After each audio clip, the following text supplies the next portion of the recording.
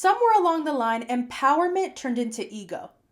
And somewhere along the line, I don't need a man stopped meaning independence and started meaning hostility towards masculinity itself.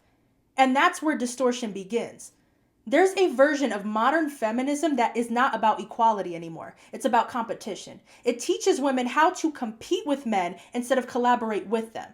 It teaches women that softness is weakness, that receiving is dependence, that needing protection is oppression. So what happens? You build a woman who prides herself on being masculine enough to not need a man, but still expects a man to act masculine when it benefits her. You say, I don't need a man to lead, but when he doesn't lead, he's not man enough. You say, I can open my own door, but when he doesn't open it, he's not a gentleman. Do you see the contradiction? You cannot shame masculinity and then demand it. You cannot reject chivalry and then complain that men are not chivalrous enough. You can't tell men they're toxic for wanting to lead and then criticize them for being passive. Here's the deeper issue. A lot of women don't actually hate masculinity. They hate weak masculinity.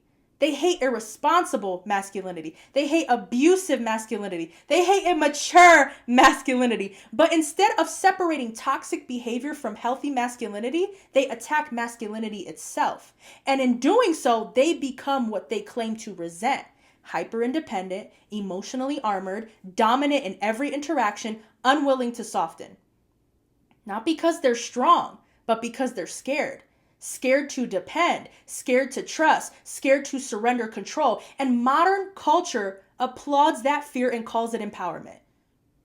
Here's the truth. If you operate in constant masculine energy, competitive, defensive, dominating, independent to the point of isolation, you will either attract weak men who want to be led or dominant men who clash with you. But you will struggle to keep a grounded, healthy masculine man because polarity matters. A healthy masculine man does not want to compete with his woman.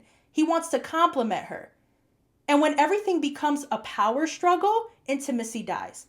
Now let's be clear. True feminism is equal opportunity, equal dignity, equal rights is not the problem. The problem is when equality turns into ego superiority. The problem is when empowerment becomes disdain. The problem is when strength means I don't need anyone. Because here's something raw. Everyone needs someone. Men need respect, women need security, both need love.